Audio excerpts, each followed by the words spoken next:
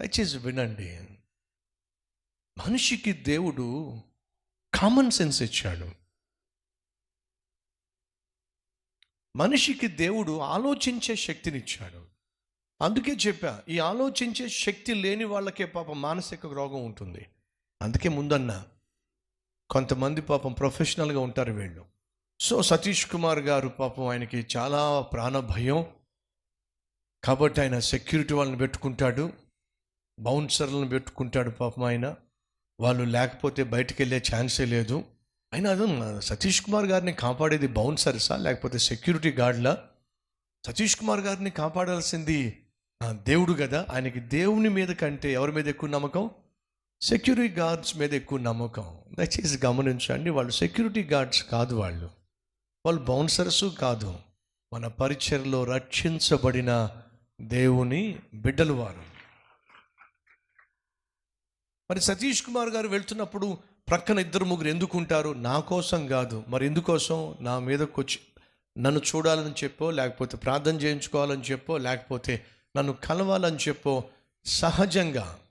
Example, కొన్ని సందర్భాల్లో నేను బయటకు వచ్చినప్పుడు వాళ్ళకి తెలుస్తుంది బ్రదర్ బయటకు వచ్చారు అని చెప్పి. మీరు నమ్మండి, మందిరంలో వచ్చి కూర్చుని ఉన్నవాళ్ళు అమాంతంగా బయటకు వచ్చేస్తారు.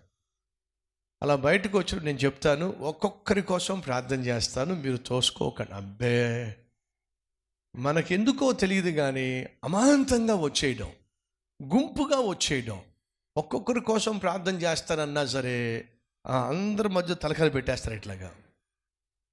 సో ఆ విధంగా చేసినప్పుడు అసౌకర్యం వాళ్ళకు ఉంటుందని చెప్పి, అలాగే మీటింగ్స్కి వెళ్ళినప్పుడు నేను కారు దిగి మీటింగ్స్కి వస్తున్నాను, పొలోమని వచ్చేస్తారు అక్కడికి.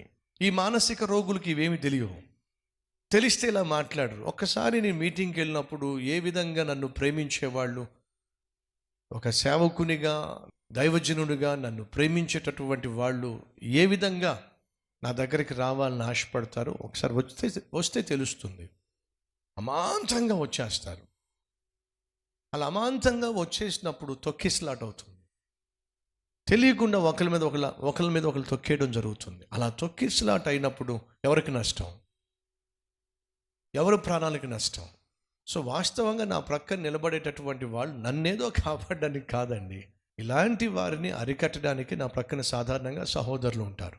దానికి వీళ్ళు పాపం ఈ మానసిక రోగులు పెట్టిన పేరు ఏంటంటే సెక్యూరిటీ గార్డ్సు లేదా బౌన్సర్సు.